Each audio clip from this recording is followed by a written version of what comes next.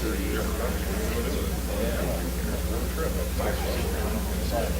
out of money, what's going on? Next month, another check. You know, the way we were brought up.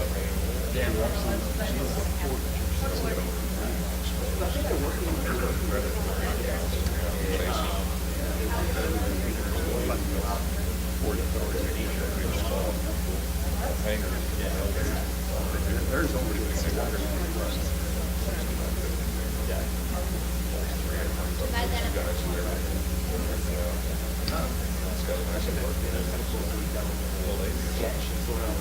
leave town to go to their country. You know, every couple, 3, 4 weeks. Got a nice apartment there. Hang out on the lake for that long. Stay for a while. And the guys come around. I'm out here.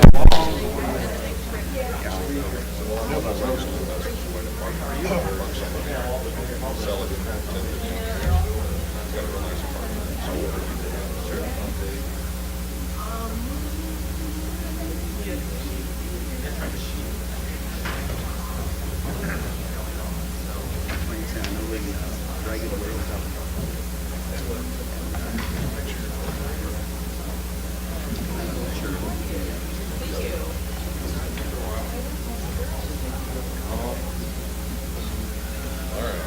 On your toes as usual, and lined up.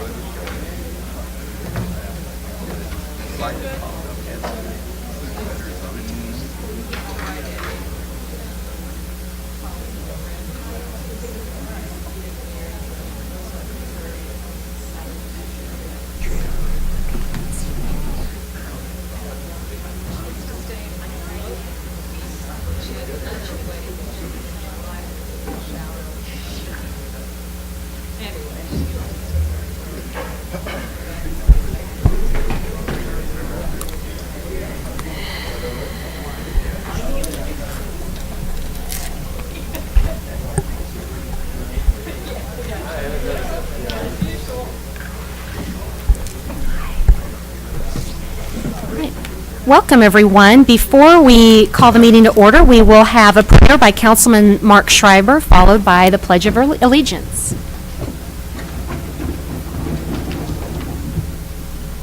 Our Father, we thank you for this day. We thank you for the precious gift of life. May we, as representatives of our citizens, render just decisions for the welfare of our communities. Guide us in our deliberations. We thank you for our volunteers. Bless all of our city employees and their families. This week we give special thanks to the men and women who serve in our Department of Public Works. Guide our nation in a path of morality. We ask, Father, that you bless all of humanity so nations may live as one in peace. Amen. Amen. I pledge allegiance to the flag of the United States of America and to the republic for which it stands, one nation under God, indivisible, with liberty and justice for all. Welcome to the Monday, May 20th, 2019 City Council meeting. I will now call the meeting to order. Mrs. Donaldson, roll call, please. Fitzwater, Graham. Here. Hensley. Present. Hussey. Here. Kimna. Mahalovich. Here. Prather.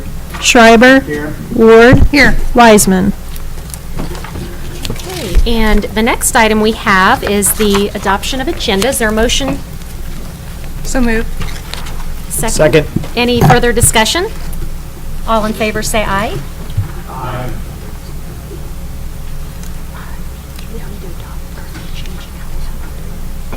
Okay. Should we will have a motion, I should say, that's going to be added, but I don't believe we need to amend the agenda, but there will be a motion under new business that Rick will have for us in writing. Okay. And the next item, miscellaneous agenda items. At this time, we get to recognize this year's Sketch Day Mayor's Choice Award winner, Miss Brittany Spencer. So we'd like to welcome Brittany. If you'd like to come up to the podium, we have Brittany here with us this evening. And Brittany is going to leave as soon as we do this presentation because she is going to the Heritage Award dinner tonight, and we appreciate you being here this evening. And we wanted to highlight your sketch day picture here that you can see here in front of us. And we really think this is something that pertains to what's going on now in the city, which is why I chose it for the Mayor's Choice Award. You captured this home beautifully, and wanted to give you a moment to come here and recognize you. So do you want to tell us what inspired you to draw this house? I don't know. I just really liked the archway there. And the funny thing is we were actually sitting on the porch of the house that I painted last year, so I thought that would be kind of fun to do. So yeah. That is great. And then tell us where you go to school. Jefferson City High School. Great. And what year are you? A senior. I graduated a couple days ago. So Congratulations. Yeah. Do you want to pursue your art? Do you plan to pursue that? Yeah, I'd like to. I just have to get through basic training first for the National Guard, but yeah.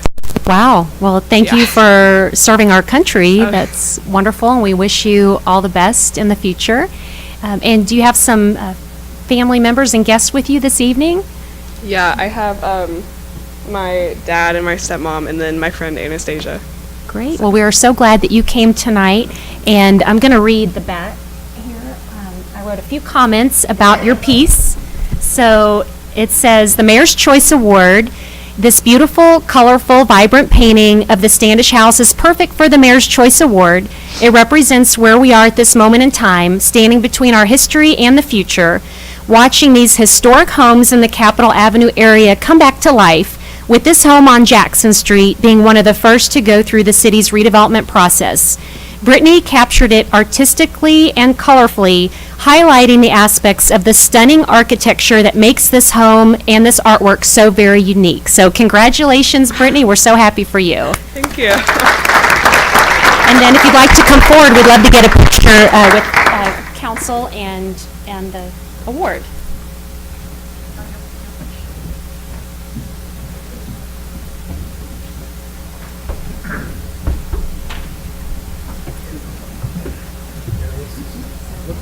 Looks like 10.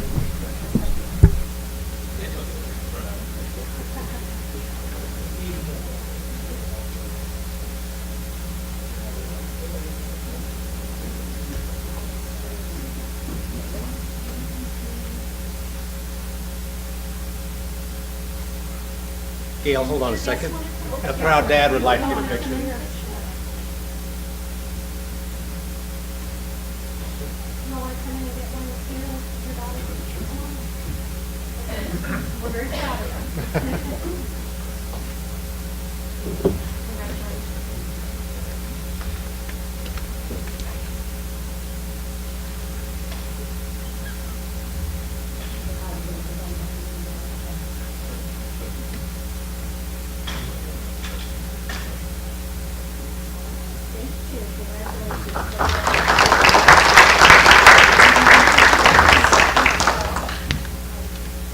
And I'm going to mention that the Mayor's Choice, that is the original that you'll take with you now, but the reproduction will be hanging in the mayor's office, so you can invite all your friends and family to come and look at it anytime you want here at City Hall. So congratulations again. Oh, yeah, this is yours. All right, thank you very much, Brittany.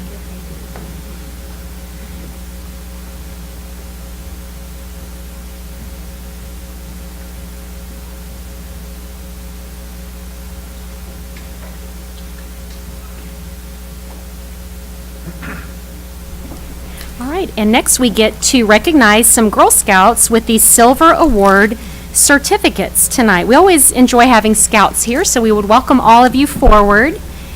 And this is for Troop 70300. So we're going to invite Troop Leader Ramona Huckstep to tell us a little bit about this, and then I have the special awards that I'll get to present to you.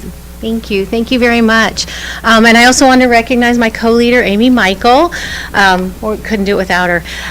We had 3 of our girls out of our troop who decided to go above and beyond and work on their Silver Award. Savannah Huckstep and Alexis Michael. They wound up working on a project that helped the Halo House. And what they did was they worked with their church, our work, our parents' work, everywhere they could, and did a paper collection. So paper towels, toilet paper, garbage bags, everything that they said they needed, they collected for about 6 months. And there were hundreds and hundreds of everything that the community donated, in addition to gift cards and other things that the folks there could use, the girls that are there. And so they worked on that for almost 2 years. And then Brianna Kyrell, she currently goes to St. Peter's, and she did a tutoring project where she tutored students. And what did you tutor them in? Everything, to help out her classmates and the younger kids. She's currently in 8th grade going into 9th grade. So everyone there at St. Peter's that needed help, they could go to Brianna, and she wants to be a teacher at some point. So it was good experience for her as well. So that's what our troop did. Well, thank you for what you've done to make our community better, and we appreciate all your work on your Silver Award project, and also for helping the Halo House. We have a list of all the great things that you donated to Halo, and we will look forward, to presenting to you the Silver Awards, and this is for the completion of the requirements of the Girl Scout Silver Award. And we commend you for your commitment to leadership, service to the community, and personal development. So I'll come around and, Ramona, if you want to maybe read the names, and then we'll present them, and if they can come forward and we can get pictures.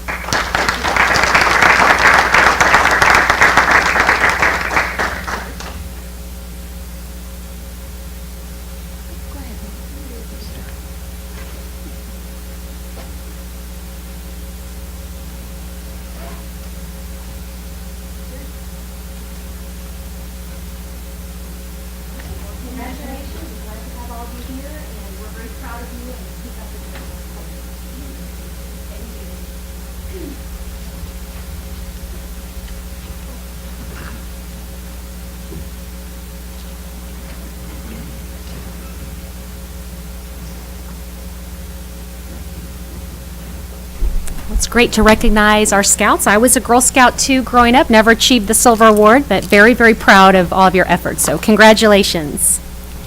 And item C, we have Springfield Cardinals Cole County Day at the ballpark. So I'm making an announcement this evening on behalf of Commissioner Sam Bushman, who has invited us to go. It's Saturday, June 15th at 6:10 p.m. at the Springfield, in Springfield, and it will be $60 a person, which includes a game ticket, a free tailgate in the chartered bus, or $20 a person if you want to drive on your own for a game ticket and the tailgate. So all the proceeds go to United Way, and tickets are available from Central Travel at 634-1317. So that is Springfield Cardinals Day, Cole County Day at the ballpark. And I know Sam is really excited about it and has challenged the city to outdo what the county is doing. So we'll see if we can get more people there. But that is a fun ball game for the United Way. And next we have with us Diane Gillespie, who's going to tell us all the exciting things going on for Salute to Veterans, along with Britt Smith. So welcome. And we also have two folks from the air show, Dayton and... Oh, yes, wonderful. Please, everybody come forward. And we also have at our seats a Salute to Veterans air show booklet with all the pertinent information. So we'd like to welcome everybody here today. Yes, thank you very much. Appreciate this opportunity to come in and give you an update on the air show that's coming up this coming weekend. The air show is, we actually don't, as I've been told, we don't call it an air show. It's a salute to veterans that happens to have an air show. Is that about right, Dayton? Celebration with an air show. A celebration with an air show. What I'd like to do is first show you a little promotional video that the group has put together and has been put out in the media.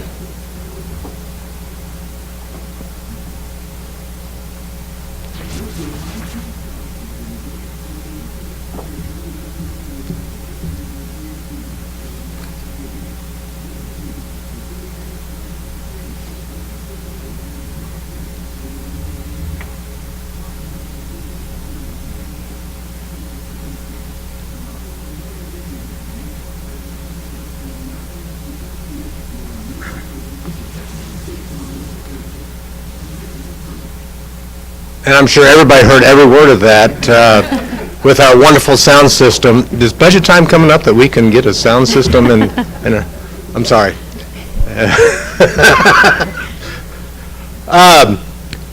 Back to the, thank you. The air show itself, as I said, will be taking place at our airport in Jefferson City. We've set up 3 parking areas. One is for our wonderful volunteers to be working at it. But the one parking area is the state parking lots, which we'll be running a free shuttle to and from and dropping them off right at the gate to enter the air show. That bus would be handicap accessible, and all the parking is pretty much handicap accessible there as well. The other parking that we have is is the grass field to the north of the entrance road to the airport.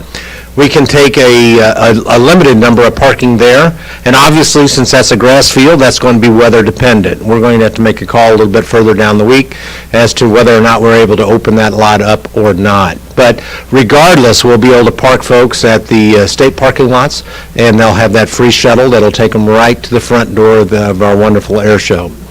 The air show itself, there's a big blue box that's there on your screen. That is where the performances will all take place, the aerial displays.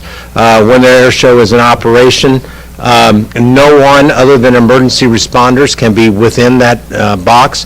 So we'll be closing Old Mocane Road, and we've notified the property owners of those fields, et cetera, so that they know that they can't be in there during the actual display, which is from 9 a.m. on Saturday to 4 p.m. On 4 p.m. the same day, and that's the same time both days, on Saturdays and Sundays.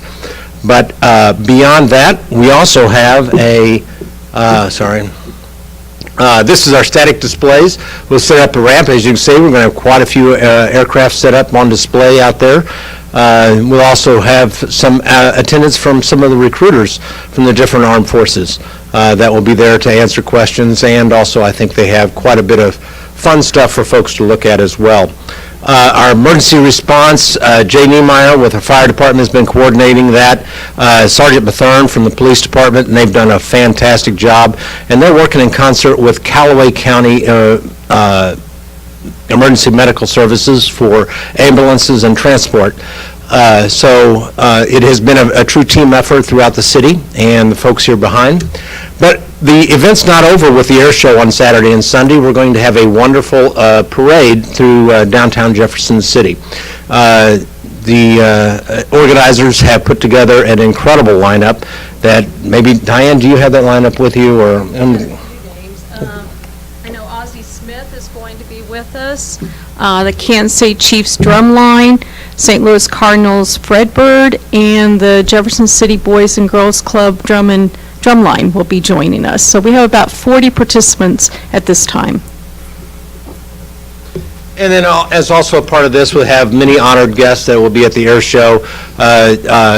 From local folks that you all know of, retired 2-star General Strotman will be one of our honored guests, and many others. With that, I'm going to turn it over to Dayton and see if he has anything else he'd like to add. I can say it will be should be an outstanding display. We've got a act coming in of the start the show early on, the Flight of the Stearman, which will actually is World War II open cockpit aircraft that will be flying in our formation of 4. So that's one of the things to look forward to, as well as some jets. With that, we'd be happy to answer any of the questions of the council, and appreciate the council's support in this activity. Well, we're very happy to have this here in Jefferson City at the Jefferson City Memorial Airport. It's a great venue for this, so we look forward to welcoming a lot of the guests that enjoy this every year, and hopefully a lot of new guests that will get to experience this. And most of all, we appreciate having this event for our veterans and something that they can enjoy and that we can really highlight how much we care about our veterans. Does council have any questions? And then you gave us the website salute.org. That's correct, salute.org. You can get information about the goings-on, and hopefully we're going to get some good media coverage this week as we get going. And I failed to mention even the Old Soldier Show, which goes on Friday. There'll be aircraft up in the air on Friday. That's not necessary. That isn't a public show. They have a lot of folks that they bring in from the veterans' homes and different folks from around the area, and they get their own private show. As our performers get an opportunity to familiarize themselves with the field and the conditions at our particular airport. So very excited about that, and hoping everybody can come out and have some good time at our airport. Great. So this Saturday and Sunday, Memorial Day weekend, 9 to 4, both days. And Memorial Day Monday, the parade at 10. And Nicole Slusser is in charge of the parade. She said yesterday they can still take last-minute entries. You need to call Nicole directly. And the parade route for everybody that's going to come up and see it will be similar to the Christmas parade route. They'll come up that way through, from St. Peter's up High Street down Adams, so it won't be quite as long, and then down Capitol there. So we'll look forward to having people downtown. And you all are on Facebook, Memorial Day Weekend Salute to Veterans Corporation, and on that page, it also has the map that you put up there for parking and some of the other information. So if that's easy, in addition to the website, you can follow them on Facebook at that page. The parade has an event page as well. So make sure we're all following that and posting and sharing. And any other council questions? So that we can share this also, I would ask that you all come forward for a picture, and council, grab your book, and we're going to hold up our brochures, and we're going to social media this out for you as well.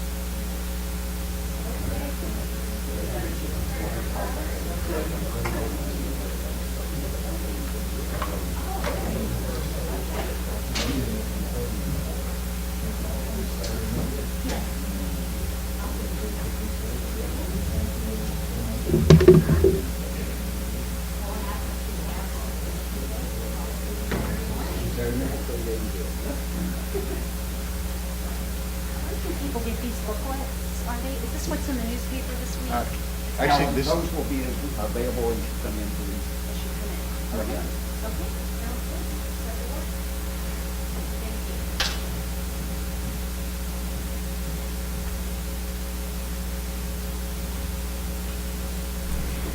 All right, the next item is the City of Jefferson has earned the Bicycle Friendly Community Bronze designation from the League of American Bicyclists. So we'd like to invite our own Mr. David Bangy, and he has some special guests along with him, to present us this Bicycle Friendly Community Bronze Award. Well, thank you. There were some reports in the newspaper, so you might have seen, some of the background, but, it's a process that we've been working on for a number of years. I think we first applied about 7 years ago. The Campo folks actually did that for us, and then we reapplied again about 3 years ago, and we received an honorable mention, so we thought we were getting closer, and then with a number of things that have happened over the last couple of years, we thought we'd try again, and this time we were successful. And so there's a lot of wonderful things that have happened in these past years. Certainly, if we think back to the early 1990s and Bill Lockwood's efforts to get the Greenway Trail system started in Jefferson City, and so that was kind of the beginning. And of course, the Katy Trail was coming in at about that same time, and then you kind of fast forward a little bit, 2008, we got the bridge across the river, which kind of, helped tie Jefferson City, to the Katy Trail. And so that was a big step for us. And along with that was, some of the first efforts to actually do some striping on the streets to try to connect things together. So we had stripes on 4th Street and Cottonwood on the far side of the river, and then we had stripes going up to the Capitol on this side to kind of begin to tie things together. And so that process has continued. Campo folks, again, did a lot of footwork for us and got a lot of grassroots support with their bicycle and pedestrian plan, and that kind of really set the stage for us. We have Mary Shances with us. She's part of our the bicycle subcommittee, and so again, that was something else that's begun coming out of the Environmental Quality Commission, and so in the works with Ashley Varner and the Healthy Schools, Healthy Communities has really helped spur this along as well, and kept our efforts going. Diane Gillespie, I think, has just left, but the Discover Jefferson City folks, who are the foundation with them, put in a lot of the fancy bike racks that we have downtown with the JCMO logo on them, and so a lot of different people have been involved in getting us to where we are today. So just really thank those folks and really look forward to a bright future.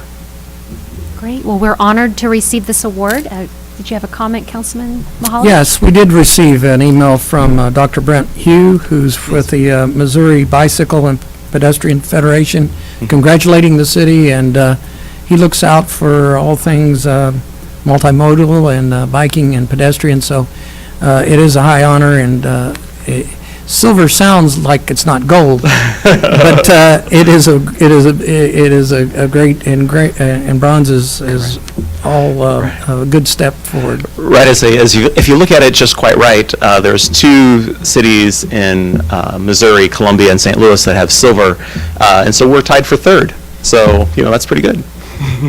Well, we're very honored to receive this designation. It shows all the hard work that's put into making this a bicycle-friendly community, and all the businesses that have jumped on board as well, and all the people that come through and visit, and our locals that enjoy riding. And Mary, thanks for your work. I know that you did the mayor's bike ride along with me, and that was a lot of fun. And also, a few of us got on our bikes this day that we received this designation and rode across the Pat Jones bike pedestrian bridge. It's the first time I had ridden that on a bike. Oh my goodness. And that won't be my last. I really enjoyed it. Even maneuvering the narrow walkway, it really is not hard at all. I would encourage everybody to get on a bike. And so many people do that. As I walk across there, people are constantly biking past me. So I realize I've been missing out. So this kind of opened my eyes to connecting to the Katy Trail and everything else that we have here in Jefferson City. So any other council comments about this? It would be a wonderful way to get to the air show. Yes, it would be, exactly. So if you two would come forward, we'll get a picture, and if council would come up behind me as well. And Rick, why don't you come forward, since you rode in that, you rode the bridge with us, so. The bravest councilman to ride.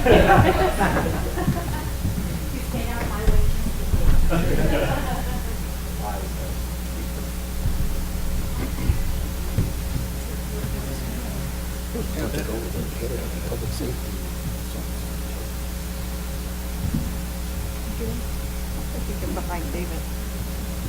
I'm good, thank you.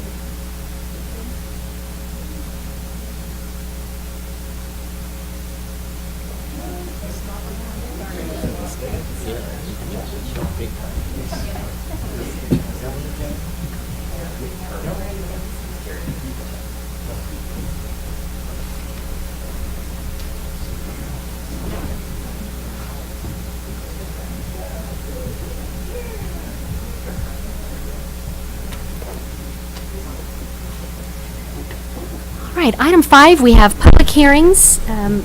Item A is Bill 2019-6. An ordinance of the City of Jefferson, Missouri, changing the name of West Miller Street rear to Courtney Way. Mr. Sanders. Thank you, Madam Mayor.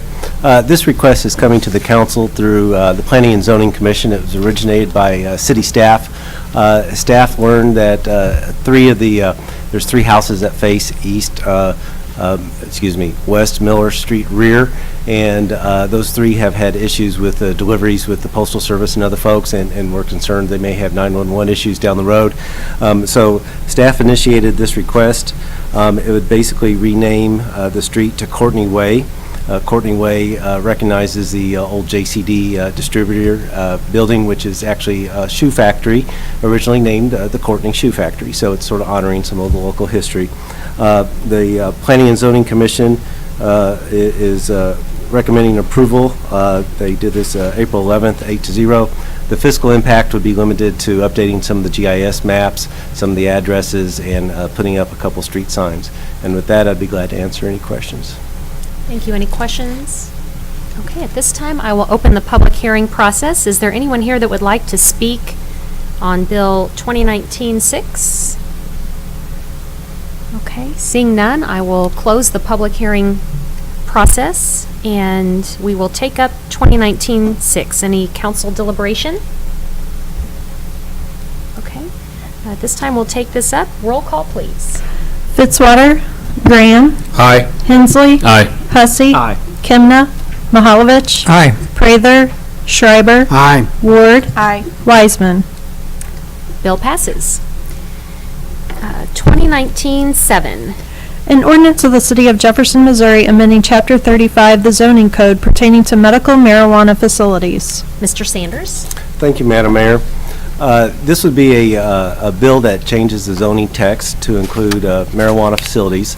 Back in November, the state constitution was changed. There's 4 types of facilities: cultivation, where they can grow the medical marijuana; testing facilities, where they test it; infusion product manufacturing, where they can extract oils and put it in food substances and things like that; and then the 4th one is a dispensary, a retail. This bill is not addressing the retail aspect of those 4 categories, but the first 3. We're basically mirroring the state regulations that the Health and Senior Services Department is putting together. Those aren't final yet. They have been a moving target. I believe they'll be final June 4th, but we have been keeping up with changes. Basically, what we're recommending through the Planning and Zoning Commission is to allow these facilities, just those 3, in the light industrial M1 or the general industrial M2 zoning districts. There's also a provision that would limit the distance to no closer than 1,000 feet walking distance from the marijuana facility to either a church, daycare, elementary or secondary school. So the way that would work, if there's a marijuana facility, they would take a look at the external wall closest to that school, for example, and how far would someone have to walk to go from that wall to the property line of the school. And then there's a similar condition for if they're in sort of a multi-tenant situation. The Planning and Zoning Commission reviewed this. There was one comment made, and that was basically to the Planning and Zoning Commission and carried on to the council here. Please do not reduce the restrictions that have been recommended. Do not make them more lax, but keep them where they are, which is mirroring the state regulations that are currently being proposed. With that, I'd be glad to answer any questions. The Planning and Zoning Commission did recommend approval 8-0 in their Planning and Zoning meeting. Thank you, Mr. Sanders. Any questions at this time? Okay, at this time, I'll open the public hearing portion. Would anyone like to speak on Bill 2019-7? Okay, seeing none, I will close the public hearing portion, and we'll take up the bill. Is there any council deliberation? Madam Mayor. Yes. Well, first of all, I'd like to say hi to my 2 colleagues on the right of me. Hey, how y'all doing? And then also, I know this is a very important topic, and I know that we're missing several of the council members, so I would like to place this on the informal calendar until we have more members from the council to have a conversation about this. Okay, so the sponsor has asked to put this on the informal. Any objections to that? So it looks like we'll have it on the informal. So thank you. And I might point out that to our city councilor that this would not change since the public hearing's already happened. There wouldn't be a hearing. It would be taken up as a bill pending at the next meeting, correct? That's correct. Okay. Item 6, appointments by the mayor. Mrs. Strope? Thank you. We have a number of appointments and reappointments this month. To the Cultural Arts Commission, we have Natalie Eichhoff. To the Jefferson City Industrial Development Authority, we have Dan Westhuse, Bob Gilbert, Hank Voigt, Bernie Fechtel, Larry Vincent, Beth Utrick, and Diane Gillespie. To the Parks and Recreation Commission, we have Andre Grinston, Larry Henry, and Stu Murphy. To Planning and Zoning Commission, we have Bunny Tricky Cotton, Hank Voigt, and Penny Quigg, and Emily Fretwell. And to the Tax Increment Finance, we have Anissa Manis and Eric Strumpf. Councilman Mahalovich? We have an asterisk by Chris Yarnell requiring two-thirds majority. I don't believe we have enough to have a two-thirds majority, is that correct? That is correct. Therefore, I would either suggest we remove his name so we can vote on it at the next council meeting. That'd be amendment to remove Chris Yarnell's name till the next council meeting. Councilman Hussey? Just make your motion I to move- include striking his I move name. to remove Chris Yarnell from today's vote and put it on the next meeting. While approving the rest of the slate. Yes. Okay. Thank you. I'll second that. Okay. Any further discussion? All in favor say aye. Aye. Any opposed? Motion passes. Item 7, presentations from staff, consultants, and invited guests. There are none this evening.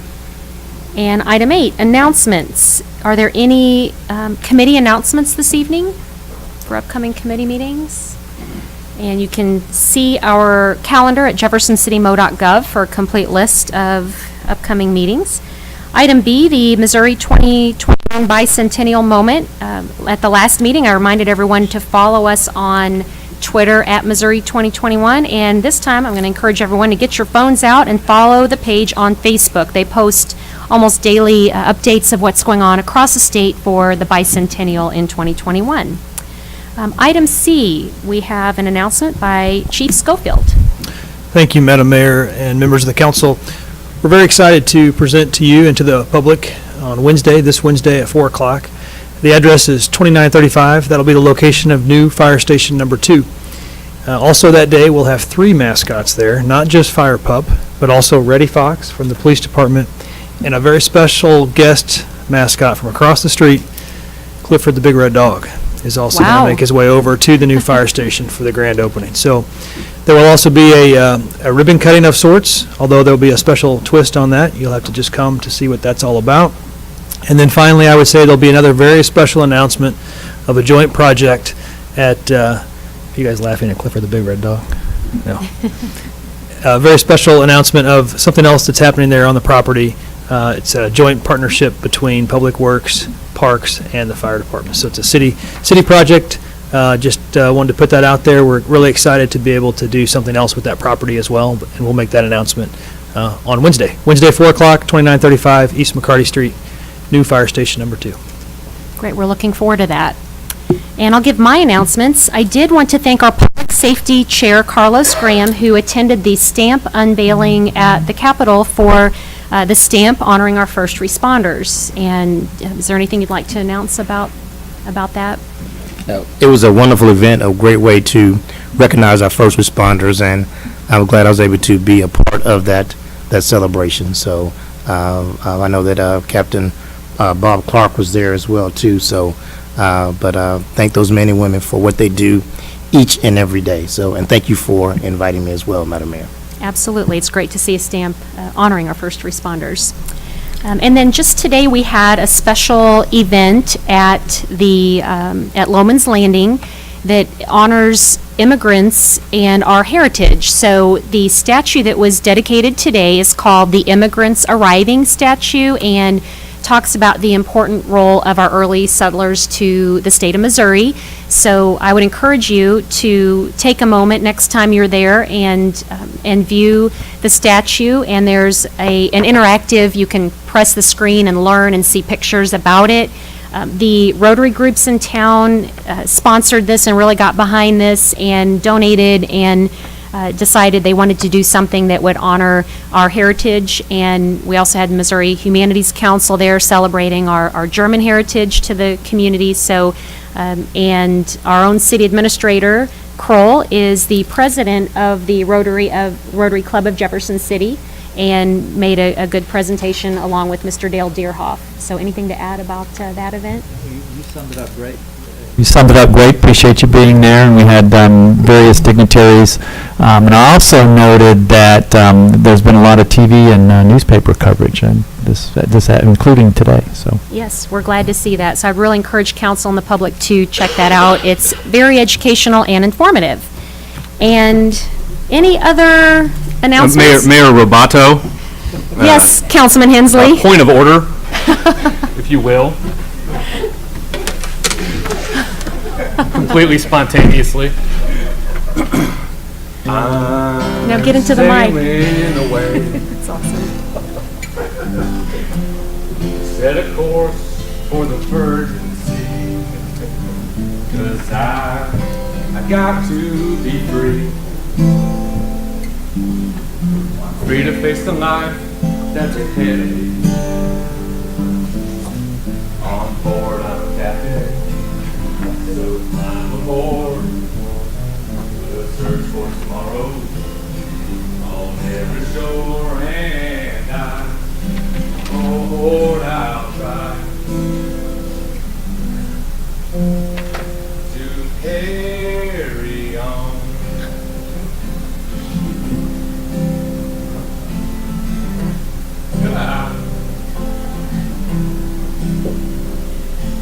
A gathering of angels here above my head. They sing, oh, and they sang to me the song of hope. And this is what they said. They said, come sail away, come sail away, come sail away with me. Come sail away, come sail away, come sail away with me. Come on. Come sail away, come sail away, come sail away with me. Come sail away, come sail away, come sail away with me. Down by the river in Jeff City, Mo. That's my part. Oh my gosh, get over here. We got to get a selfie with that guitar. Oh, Christ. We have to. I can't help it. It's already done. It's done. You wondered why everybody's gone this meeting? Right. Okay. Well scheduled. Hold on. There we go. Wait, let's get the whole guitar. I'm shocked at you two over there. Okay. Rick, what's your talent? Aaron's gone, it just... Right. Thank God Ron's not here. I wouldn't have had anywhere to hide. Yeah, that's right. It's a good. We can thank Ron for missing the meeting, so I have a place for your guitar. So, Councilman Hensley, you have some explaining to do. You have really been holding out on us with this talent.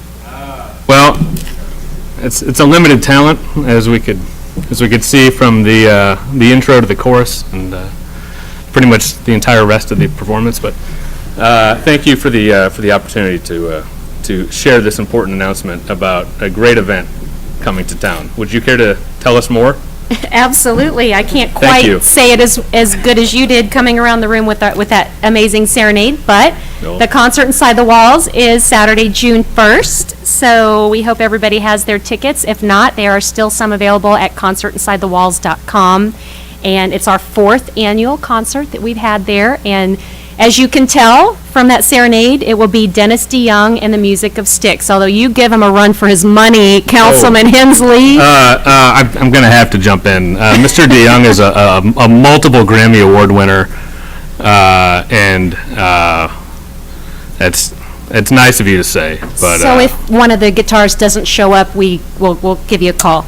there are some really good guitarists in town, and I'm sure they'd be happy to jump on stage. And I would only ask the small favor of anyone interested in posting that video. I mean, right up to like the 1 minute mark would be great, and then probably anywhere starting after about the 1:15 mark would also be fine when everyone else jumped in. But so feel free to edit. That'd be great. So thanks so much. Dub Sticks over you. We won't even say that this meeting can be streamed worldwide, so just no stress there, John.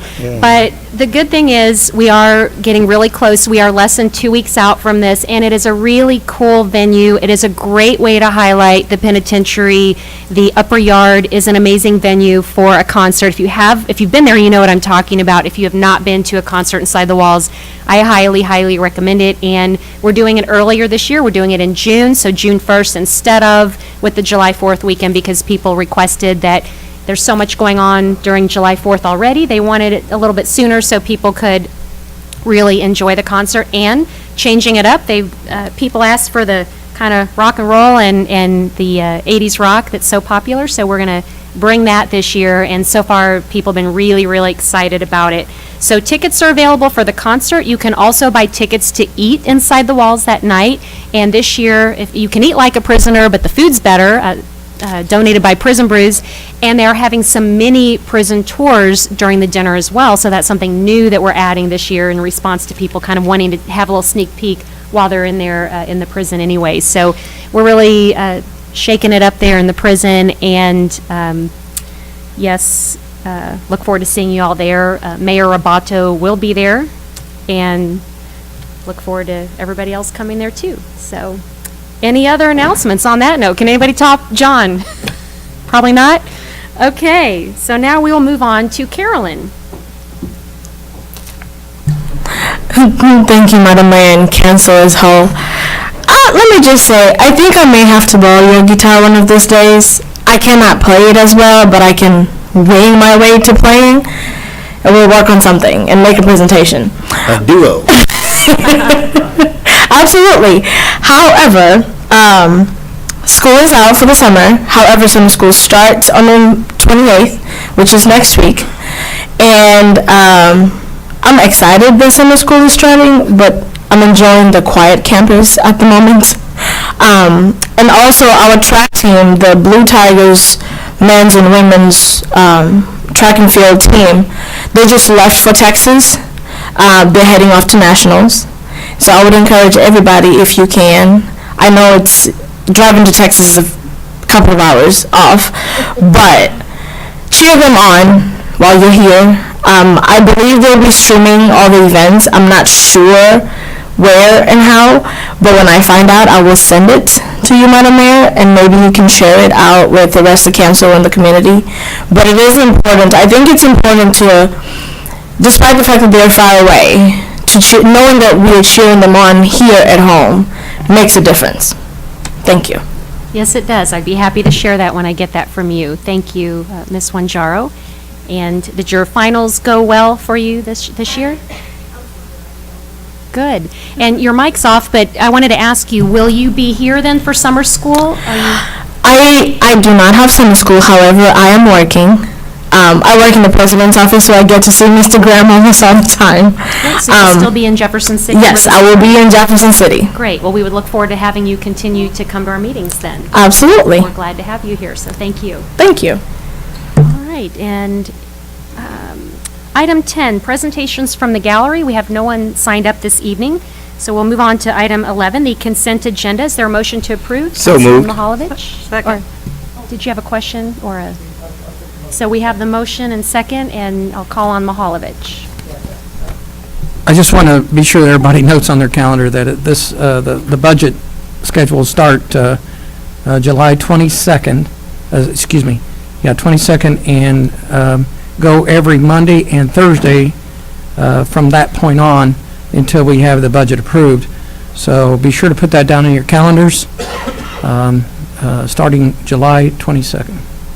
Thank you for that. Any further discussion on consent? All in favor, say aye. Aye. Any opposed? Motion passes. Item 12, bills introduced, 2019-12.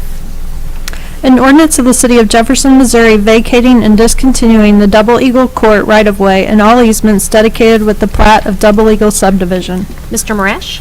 Thank you. As clerk indicated, this would vacate the easements and right-of-way for the Double Eagle subdivision. Some years ago, a small, almost a cul-de-sac, not quite, was platted as part of a potential development. That development never happened. The adjoining property owner did acquire the property and wishes to vacate the subdivision, just incorporate it as part of their lot. Any questions? All right, thank you. 2019-13, An ordinance of the City of Jefferson, Missouri, amending Chapter 19, Motor Vehicles and Traffic by replacing yield signs with stop signs at Southern Air Drive and Royal Air Drive before entering Bel Air Drive. Mr. Marash. Yeah, thank you. Another, almost a cleanup on this one as well. Some citizens of the area requested the yield signs go to stop signs at these intersections, and discussed the Transportation and Traffic Commission meeting and recommended approval. Any questions? All right, thanks. 2019-14. An ordinance of the City of Jefferson, Missouri, amending Chapter 19, Motor Vehicles and Traffic by adding a stop sign to Nuthatch Drive before entering Lewis Drive, Lewis Circle. Mr. Marash. Thank you. Another item, cleanup requested by a citizen. This intersection never had a traffic control, stop sign, or yield either way, and requested through the Transportation and Traffic Commission that a stop sign be added there. Any questions? All right, thanks. And 2019-15. An ordinance of the City of Jefferson, Missouri, amending Chapter 19 of the Code of the City of Jefferson by modifying the side parking removal on Lee Street between Morrow Drive and a point 340 feet east of Morrow Drive. Mr. Marash. Thank you. A few weeks ago, the council acted to remove parking on one side of the street on Lee Drive. Since then, some residents of the area asked that it be reconsidered, and so the Transportation and Traffic Commission took this back up, and this is somewhat of a compromise, and so it is removed. Parking is removed on the street throughout the length of it. However, it flip-flops sides about halfway down. Seem to be acceptable compromise for those living in the area, and they recommend approval to the council. Any questions? All right, thank you, Mr. Marash. Thank you. Item 13, bills pending 2019-4. An ordinance of the City of Jefferson, Missouri, designating 204 East High Street as a local historic landmark. Mr. Sanders. Thank you, Madam Mayor. The property owner of 204 East High Street, which is also known as the Exchange Bank Building, has nominated their property through the Historic Preservation Commission as a local historic landmark. This building was actually built initially in 1865, then rebuilt in 1899, I believe.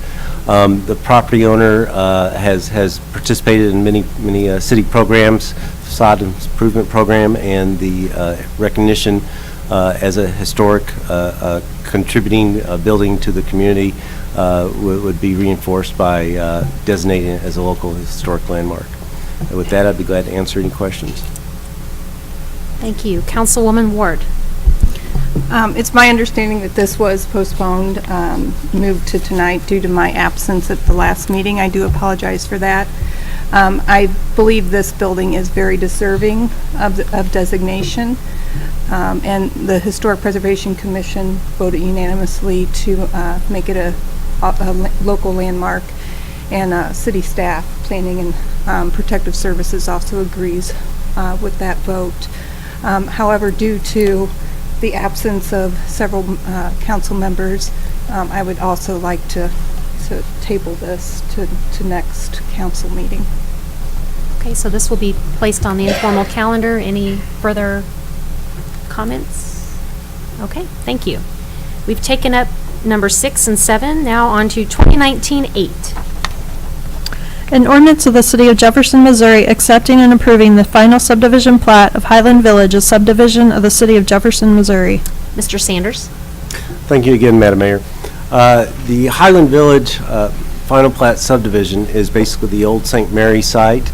It is approximately 7.5 acres. They are planning to divide it up into 7 lots.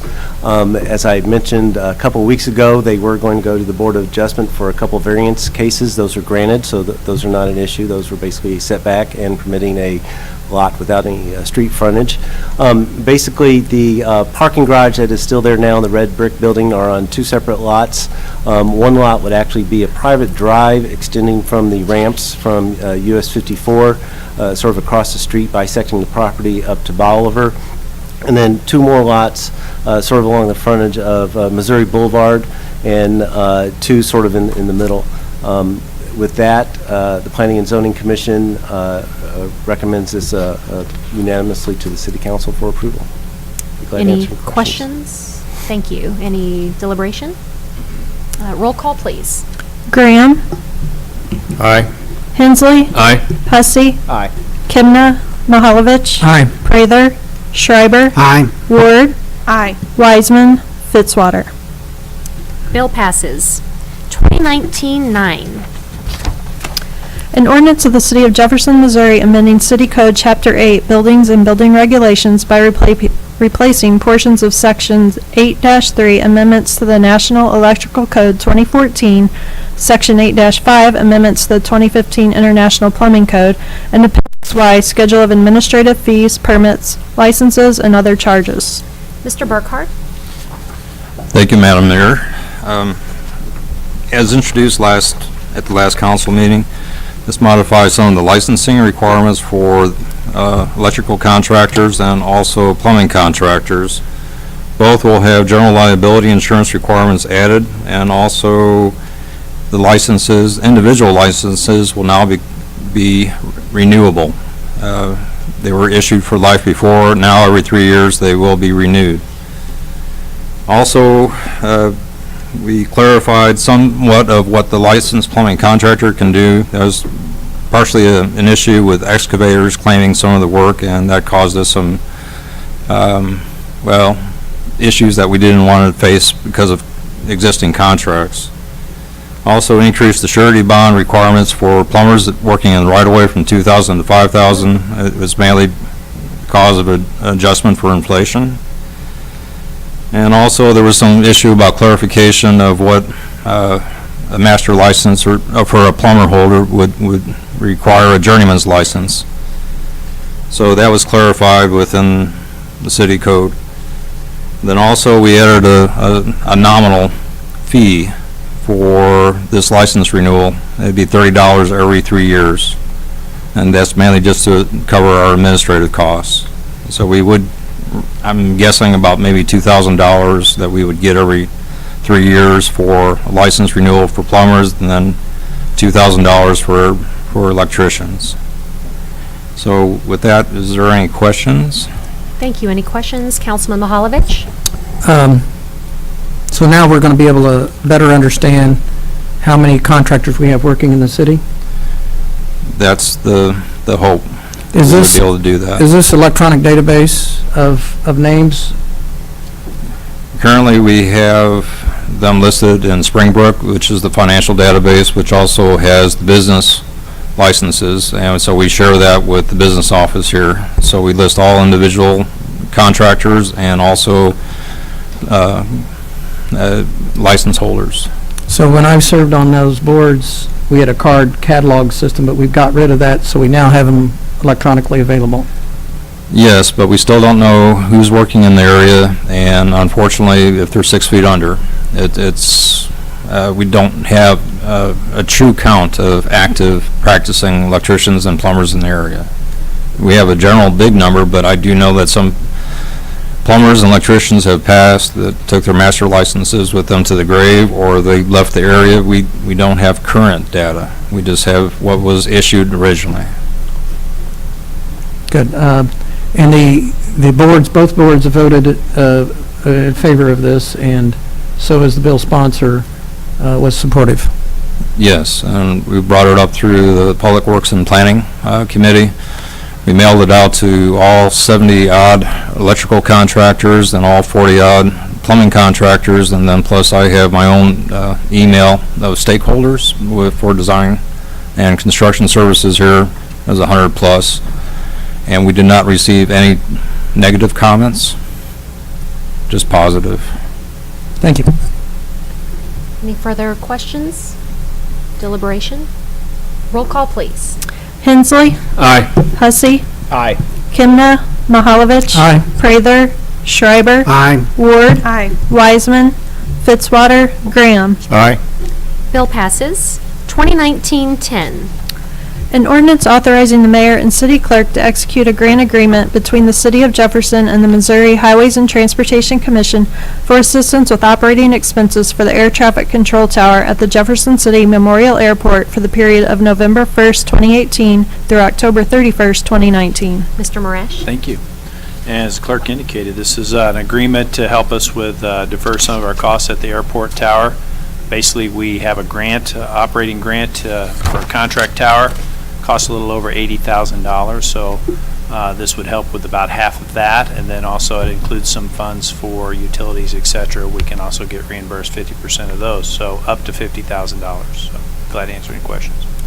Thanks. Any questions or deliberation?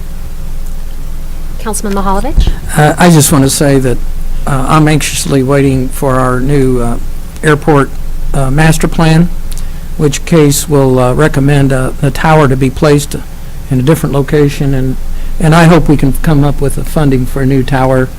I have visited the tower, and it is not, it's hard to find it really, an adjective to describe it. Treehouse. Yes, and the working conditions could be much improved by the tower employees. So if you don't trust my evaluation of it, I invite you to go and visit the tower. It's kind of an amazing operation. We are the busiest airport in Missouri. It's the third or fourth. Third or fourth, I was going to say. Tower-wise.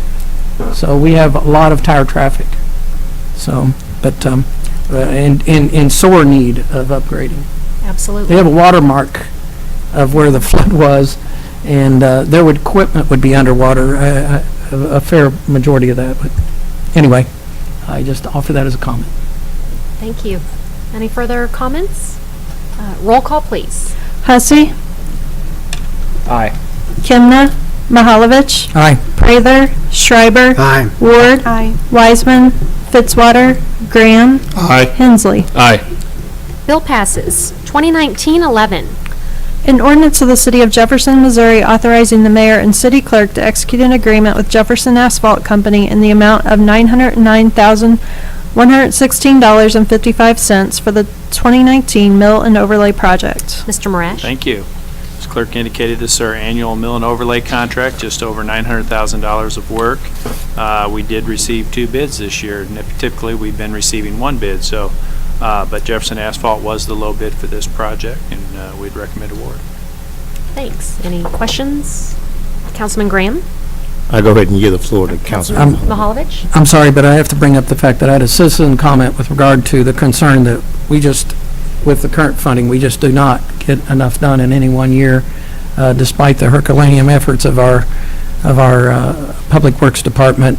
Still, you can see for 3 years out, we still have overlay projects that still are on the list that just can't get to in any one given year. So we had a citizen ask that we bring that forward to suggest that we try to find funding, greater funding for overlay projects. And I really super appreciate Public Works for going to do a more scientific evaluation of our overlay needs. So I think the list, in a way, should go away in a sense, and be based on kind of what your findings would be. Correct, yeah. If you were going to ask me that question, I was going to say we are finishing that electronic, basically an electronic survey, if you will, or GPS type survey of all the streets in Jefferson City. They'll have a condition rating by a piece of equipment that so that we'll be able to compare each street independently of one another, and then the council can look at what it would take on an annual funding basis a little better to come out of that issue and have some actual real data.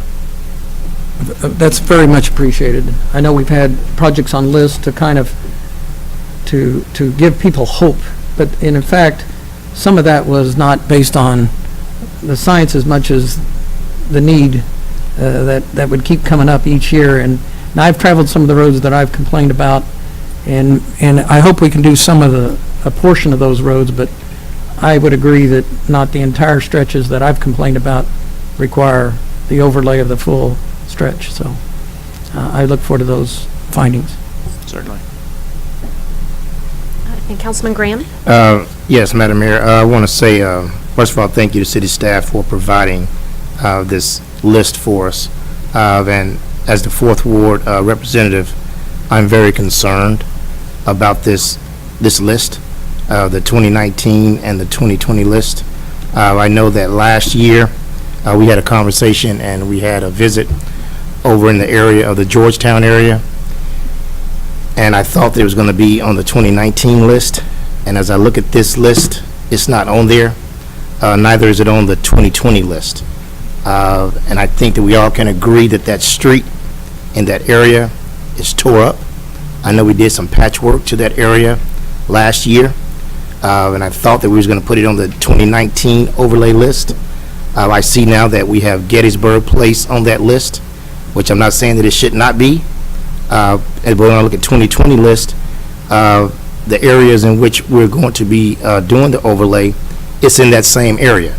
So I am very concerned with this list. I do not support this. So I don't know what we can do. But like I said, I'm not saying Gettysburg doesn't need it. But I do know that over in the Georgetown area, the Cambridge Circle and all of that, there's some very serious concerns over there. And I just can't sit here and be like, I agree with this when I don't. So I don't know what we can do.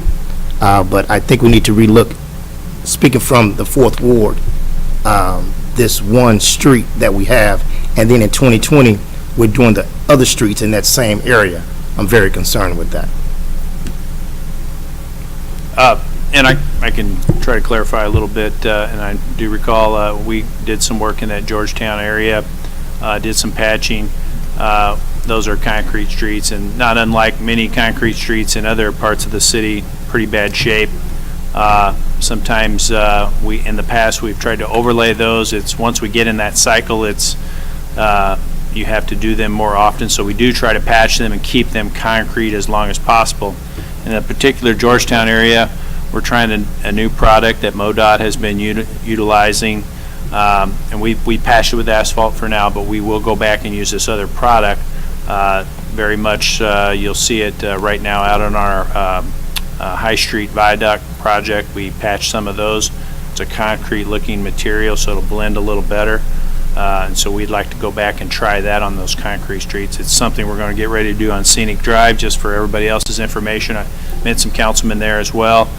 They have similar concerns on Scenic Drive, and it is in rough shape. Other areas, Constitution, some of those streets over there are very bad shape. We'd certainly like to patch and repair, overlay, whatever, all the streets that are needed in town at all at once, but limited funding, we have to make some, try to, there's kind of a methodology we've been going through, but I think this Anderson engineering project will come out very shortly, and then we'll be able to compare streets to one another, traffic volume and those kind of things. And so we do the best we can, but certainly the council can change the list if they wanted to, but that was our best take that we could do. So I believe I heard you say that there is some type of material that's being used around the city. So is that something? Right, we're just getting into it, and we're starting on Scenic, but that Georgetown area will get the product as well. Will that be in 2019? We hope to do it yet this year. It's very labor intensive. The good part about this is the material is not very expensive. It's just very labor intensive, although over in that area in Georgetown, we've already cut out the sections that need the material, so it'll go a little quicker once we get there. Yeah, because I know that it's some serious concerns over in that area, and I was just shocked to not see them on there. And then, like I say, even looking at the 2020 list, they're not on that list. And I know that we had a meeting and talked to those residents over there. So, like I said,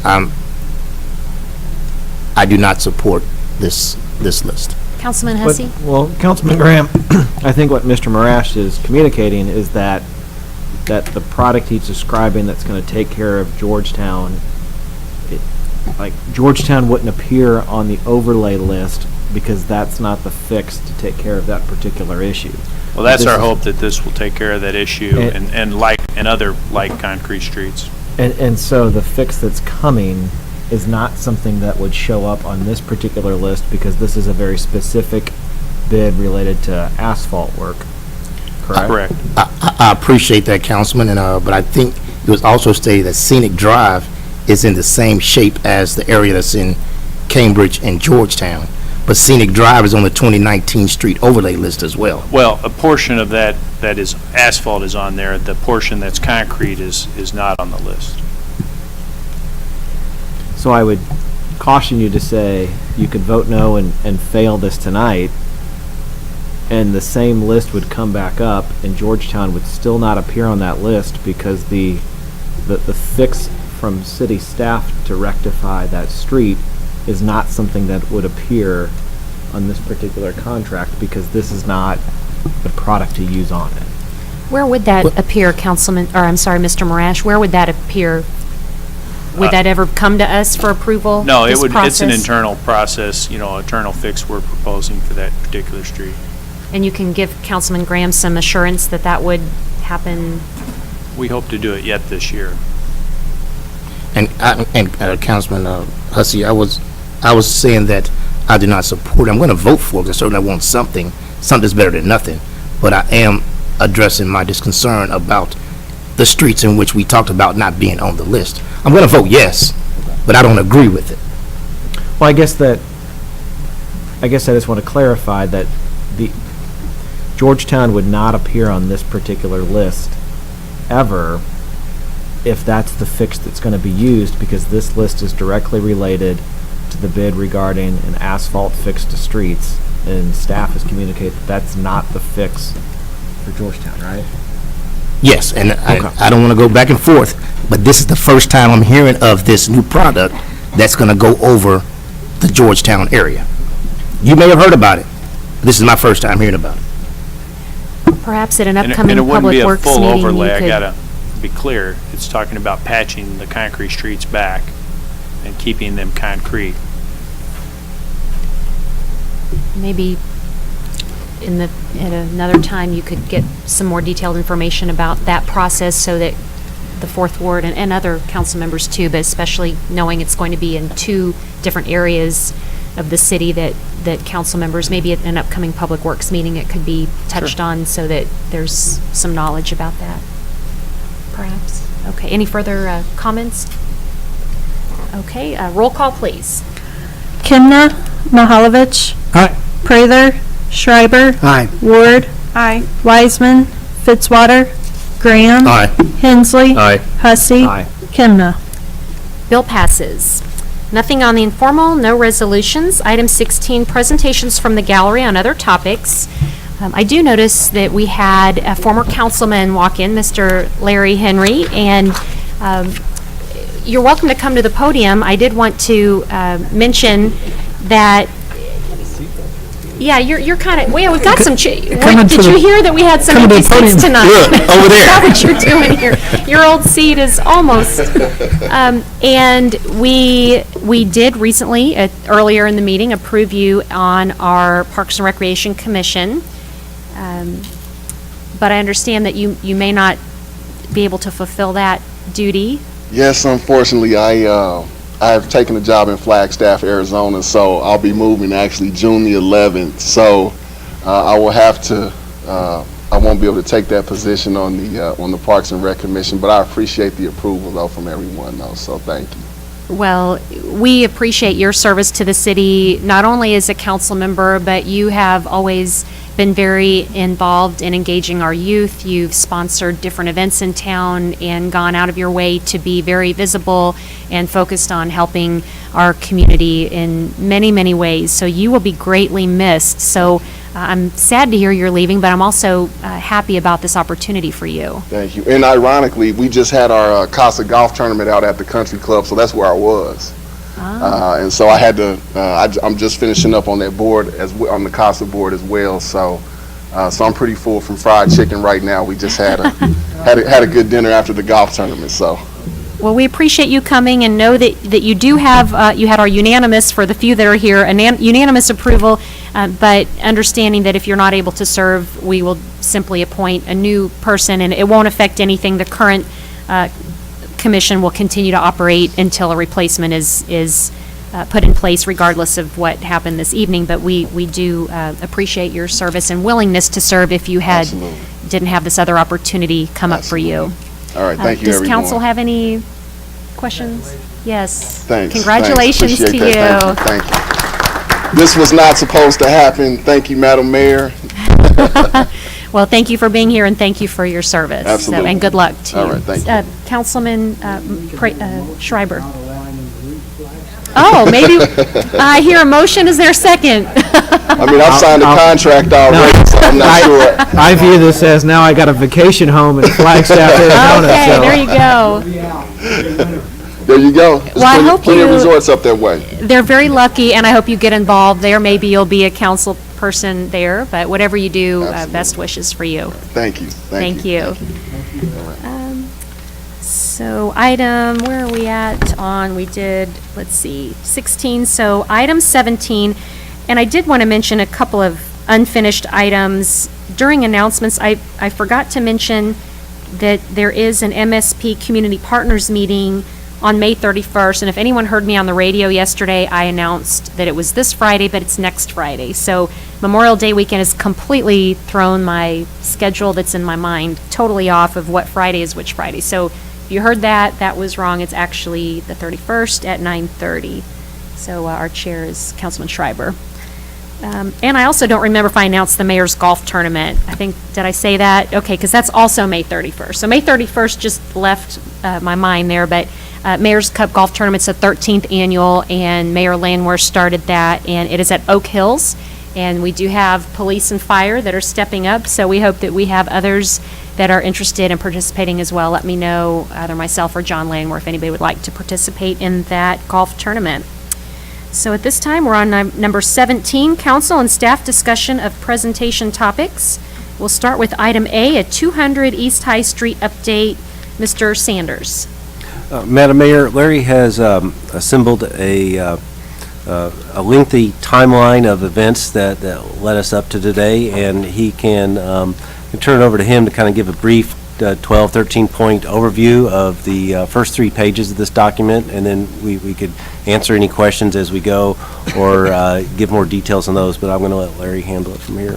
Okay, thank you. All right, thank you, Mr. Burkhart.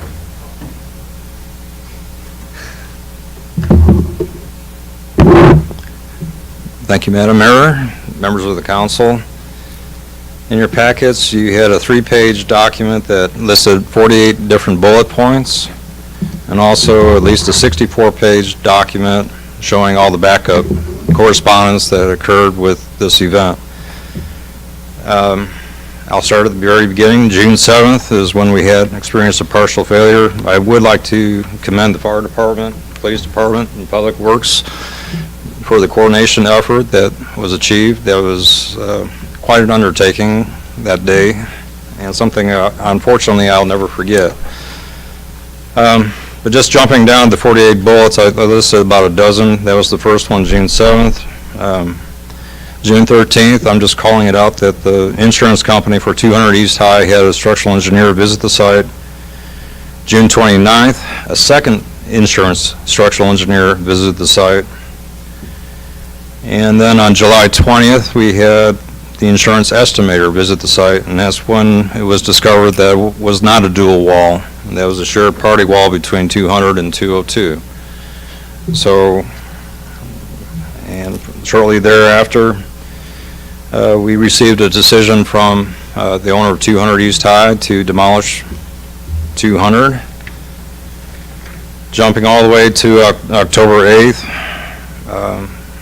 because of various correspondence, a letter was sent to 200, 202, and 204 East High. The letter offered options for the owners and also mediation by city staff.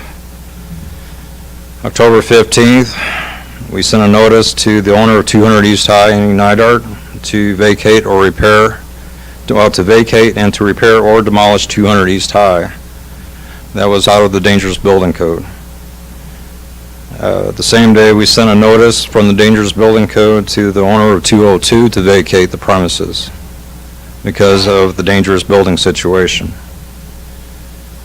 October 18th, the buildings again were inspected by a structural engineer that was retained by the city, and also at that time 202 East High to determine the condition of the buildings. And later, well, within a few weeks after that, on November 2nd, we met with that structural engineer and owners of 200, 202, and 204 to discuss options of what they could do as far as abatement and or repair demolish, but anyways, they had their options discussed with them. After that meeting on November 9th, a revised notice was sent to the owners of 202 East High. It was expanded from the previous order to include repair or demolish. And they were to repair or demolish by January 31st. January 15th, we had a signed findings of fact and conclusions of law that was signed by the owner of 200 East High, agreeing to demolish the building, but that was 60 days after the findings of fact was issued for 202. On March 15th, that's when Chief Schrader issued his findings of fact and conclusions of law that confirmed the order for demolition or repair of 202 East High.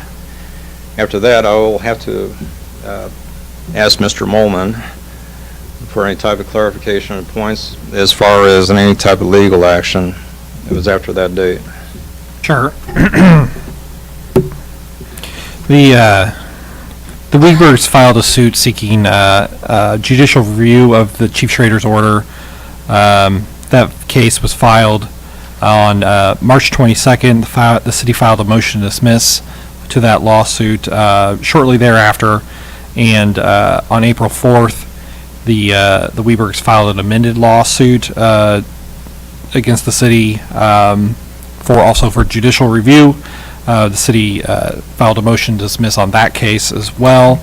As a result of that, the circuit court struck the Webergs' motion for de novo review and stipulated that the case is limited to administrative review, and required that the parties submit the case on briefs. And so, as of May 13th, the parties have submitted briefs to the circuit court. The judges entered into the scheduling order a date on June 3rd that the court will be prepared to review the case and hopefully submit a decision shortly after that. I can also tell you that there was a motion for summary judgment last week that was heard by Judge Joyce up at the circuit court on the case between Nighthawk Properties LLC and the Webergs. She indicated in that hearing that she would be making a decision on that case between the two private parties and the case between the city and the Webergs simultaneously. So that will be hopefully in early June that she will make those two decisions where we have a much clearer understanding of the legal issues that are essentially tying up this case at this time. So that is a brief history of the lawsuits that are going on right now. Thank you for those updates. Does council have any questions? Councilman Graham? Thank you for the update, both of you all. Thank you so much. I know that it's tied up in legal, and I respect that. So is it secured enough now that no one can get hurt in that area?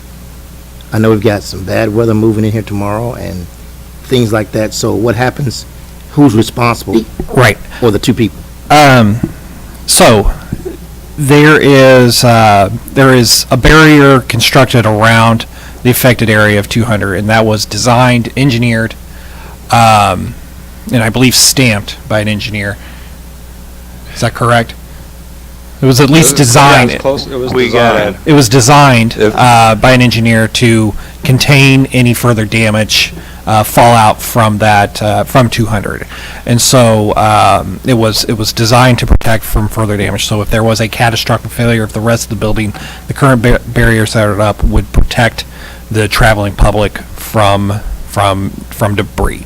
So while I can't say that is 100%, that's going to prevent everything, it was designed to be preventative for injuries to the traveling public and the people that travel on High Street and on Madison.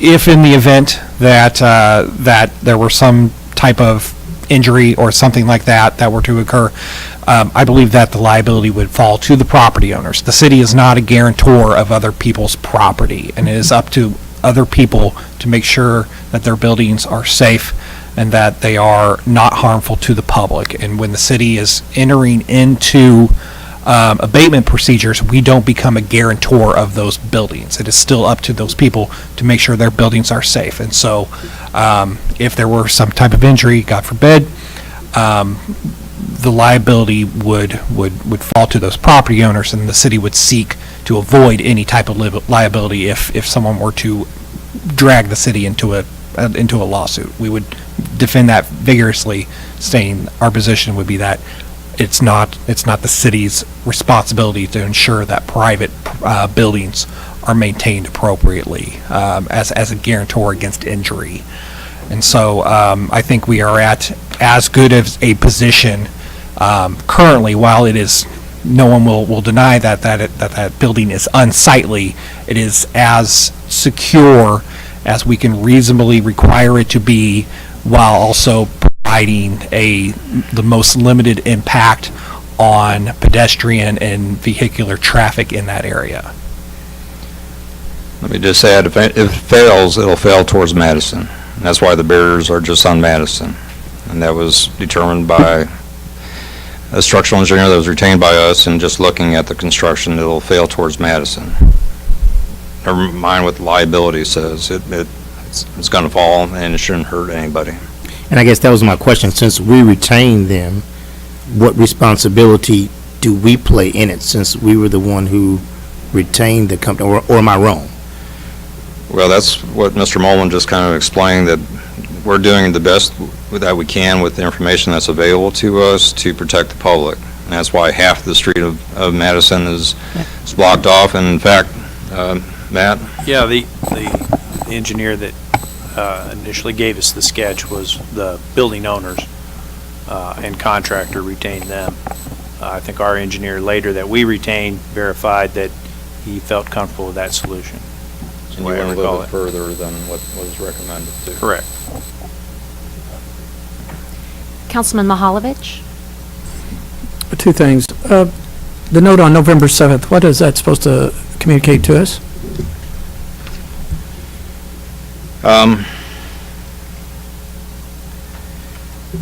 After the meeting with the owners, it was quite evident that the owners would not come to some type of solution, mutual solution. And so the engineer that we retain, Dave Weber with Allstate, is a very, how can I say, he's a very good structural forensic engineer. And so he didn't want to get involved in a lawsuit, and so that's why he terminated his services with them. Okay. Thank you, by the way, for the detailed report. It's much appreciated. We get lots of questions, and it's clear that everybody wants this resolved. It's just a matter, really, as I see it, who pays for it and time frame.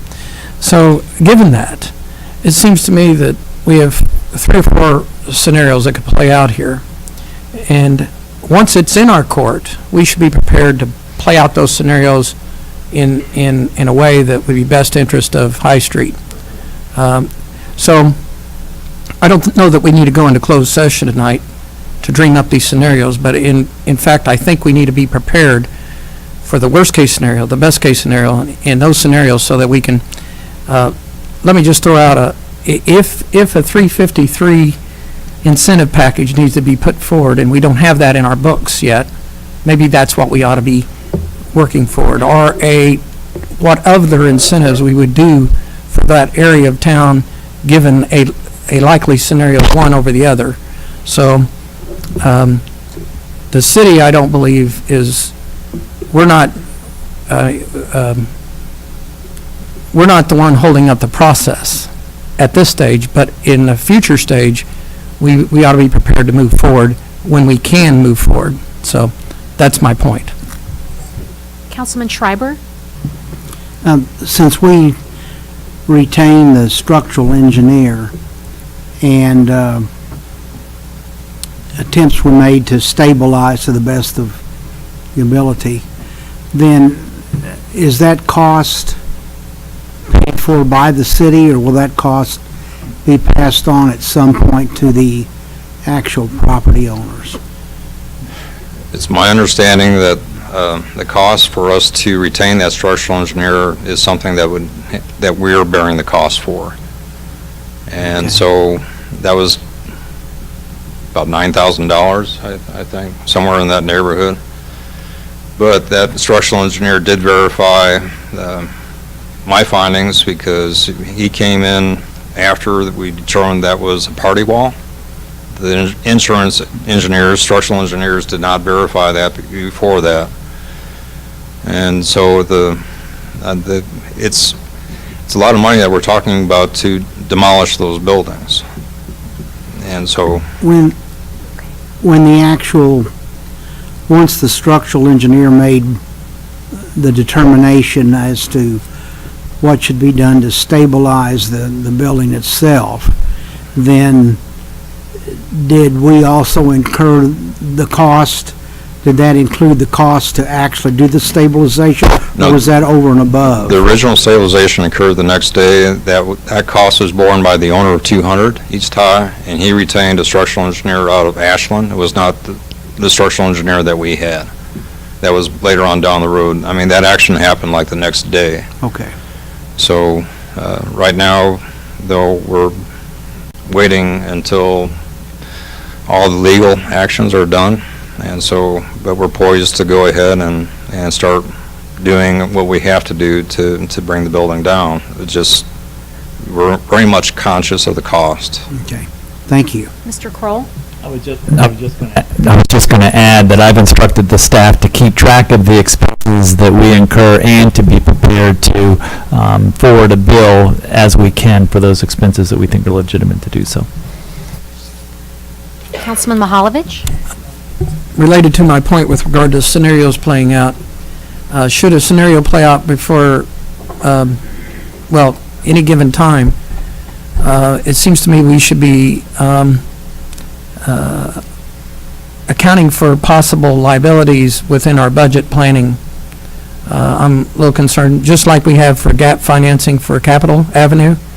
We used to have 259,000, that's reduced, but now we may need to include some sort of financing within our budget for possible liabilities associated with this property, given one of the possible scenarios being played out. I just sense that we have a chance to be exposed here if we don't plan accordingly. Further questions, comments? Okay, thank you for that update.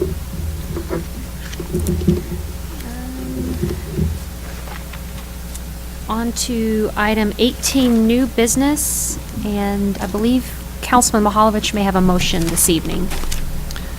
I'll read the motion and then I will hand it to the clerk and then ask for a second and then I'll explain it.